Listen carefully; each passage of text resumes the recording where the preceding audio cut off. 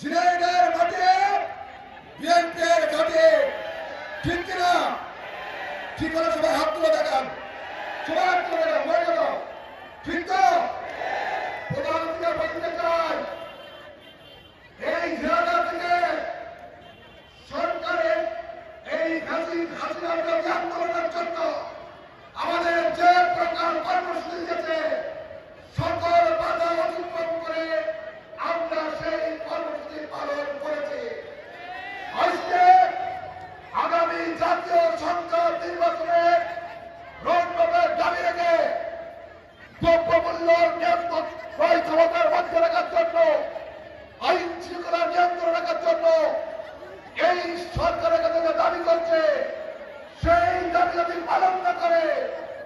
সেই দাবির জন্য পালন করার জন্য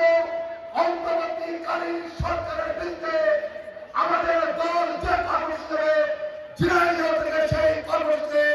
পালন করবো ইনশাআল্লাহ, এবং সফলভাবে পালন করবো, ঠিক কিনা? প্রধানমন্ত্রী বক্তব্য দেবে, প্রধানমন্ত্রীকে লক্ষ্মীপুরের মানুষ ওরাঞ্চল বিএনপির ঘাটে, ঝিনাইদহ বিএনপির ঘাটে অনেক কষ্ট করে সেই ভোর সকালে আমাদের বাঁচানোর জন্য আমরা জোরে একটা করতালি দিয়ে জোরে, আরো জোরে, সবাই জোরে অভিনন্দন জানিয়ে আগামী সকল কর্মসূচিতে, এই কর্মসূচিতে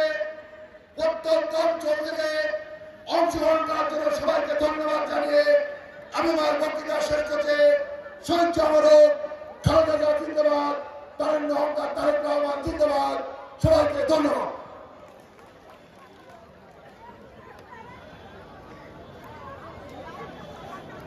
এই পর্যায়ে আজকের সবার প্রধান আকর্ষণ আমাদের সকলের প্রিয় নেতা,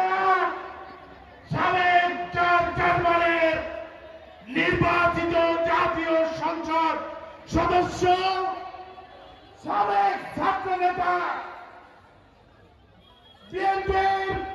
চেয়ারপারসন দেশনেত্রী বেগম